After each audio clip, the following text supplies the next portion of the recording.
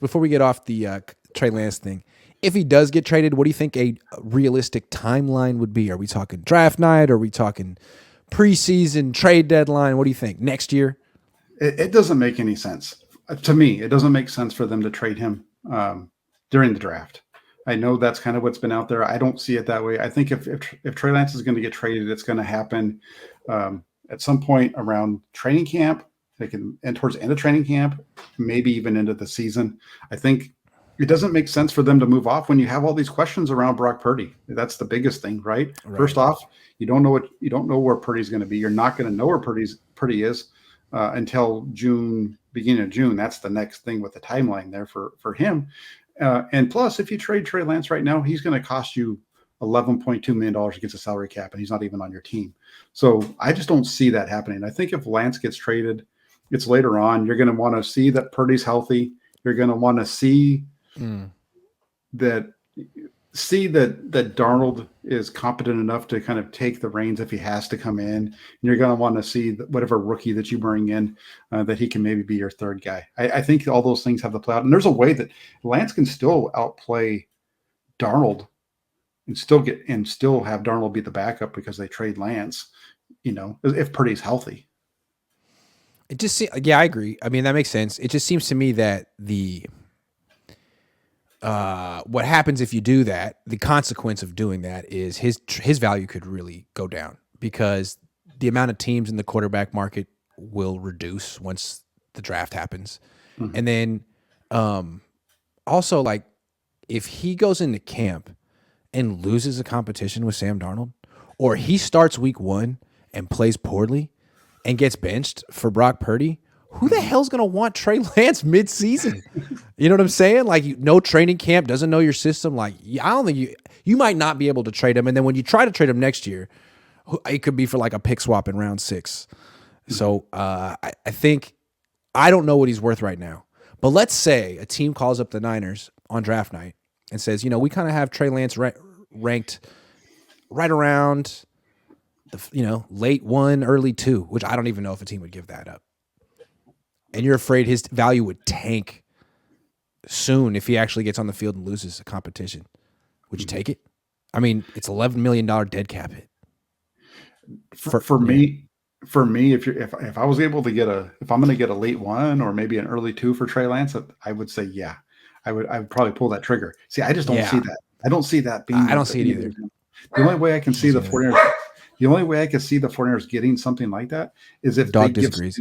Yeah, I know. He's mad. He's pissed off. He doesn't like me talking bad about Trey Lance. He gets mad about that.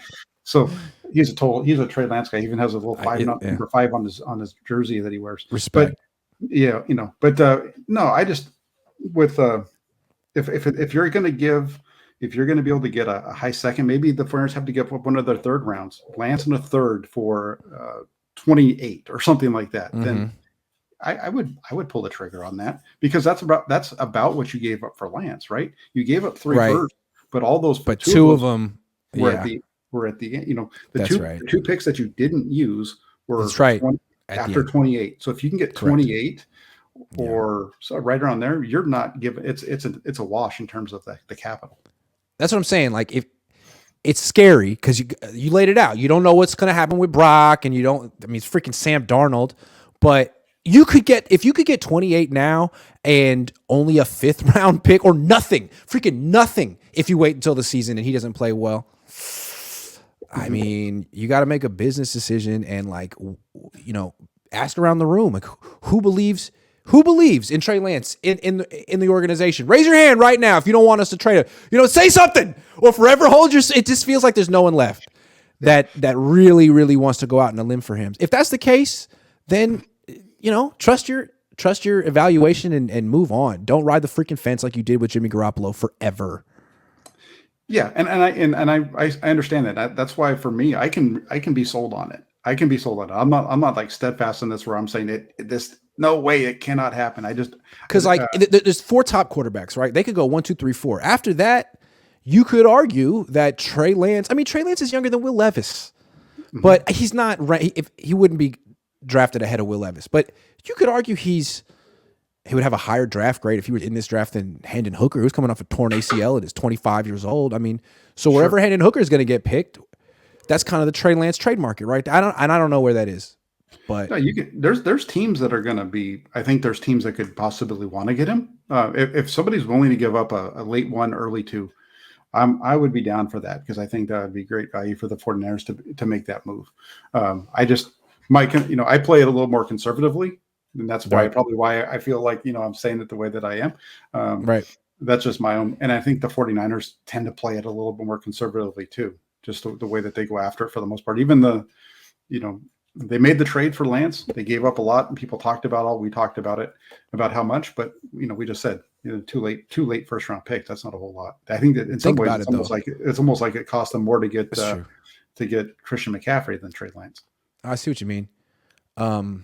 Yeah, they could do it. And also, if they trade Lance in the third to get a late one, what they could do is they could trade up again. They have all these picks. They could move up from the end of the round one to the middle of round one and get a real cornerstone impact player for this run. I mean, they're in a win now move, right? The whole point of trading Trey Lance is like, look, Trey, we're so sorry that we wasted 2 years of your time. It's nothing you did wrong. You got hurt. It's just that we're on different timelines, and you got to go somewhere else, and we got to make the most of this because Trent Williams is 35, and George Kittle's about to be 30, and this is the way. So, no, all the best to you. So the whole thing is go make a freaking move, right? Get a great right tackle, get a great D end, or whoever it is. Mm-hmm. I mean, it makes sense, right? Because if the Niners hadn't traded for Trey Lance in the first place, they could have had Michael Parsons. They could have had some impact players. Maybe they would have won a Super Bowl the last couple of years instead of being runner-up in the NFC. Who knows? Yeah, if you can get a great right tackle, I mean, there's a lot of. I think a great right tackle. You can get a great safety that can be around for a long time. I think those are like probably their two biggest areas of need. Yeah, I can see that. Hold on, one super chat, and then we'll get to a new topic. Tyler says, Grant and Jack, what would you both consider a failure for this team this season? Missing the playoffs. Yeah. Talk about win now, talking about your window and all this with no quarterback. Make the freaking playoffs and don't use any injury excuses to quarterbacks. You know what I'm saying? I don't want to hear that. Yeah. No, it's a failure if they don't get back to the NFC Championship game. I think this is a team. You look at this, the roster is the best roster in the NFC. I think they have the best. The only question, we were in the same position last year. The question was the quarterback. That's what a number of people said. And I think if the 49ers figure it out, this is the best team in the NFC, and they should be back in the NFC Championship game in late January. And this is the team they want, right? Like they love Brock Purdy. They want a cheap quarterback room. They talk about that.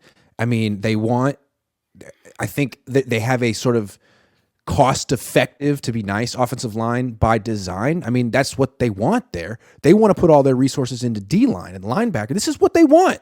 So if they don't at least get to the NFC Championship, I think they should probably get to the Super Bowl. But if they don't at least get to the NFC Championship game, it's like, I guess your formula doesn't work. You've tried like 5 times. Yeah. Maybe you need to, mix it up a little bit and go all in with offense or something. I don't know. I wouldn't say it's a failure if they don't win the Super Bowl, but I think it's a disappointment if they don't at least get there. I really do. I think this is a team that NFC Championship game is. We've been there 2 years in a row. We've seen them lose that game. Now, if they do it again 3 years in a row, that's almost as bad as that's even, that's worse than the Buffalo Bills back in the late 90s, but they kept losing Super Bowls. But I feel like that comes down to an inherent divide between Niners fans and analysts. The older guys like us who hold a team to the ultimate standard of winning Super Bowls. And I feel like younger guys who feel like in the salary cap era, just being in the mix every year is good enough. And I frankly feel like Jed York feels that way, which is a little disheartening to think that the 49ers operate that way. Hey, well, the thing is, if you're 30 years or younger, you don't have any idea what it's like to win the Super Bowl. If you're a only reason I know is because I was born in 88. Had I been born in 89 or 90, I would not freaking know. I was just at the end. End. Yeah, you were just caught onto it there. And that's it too.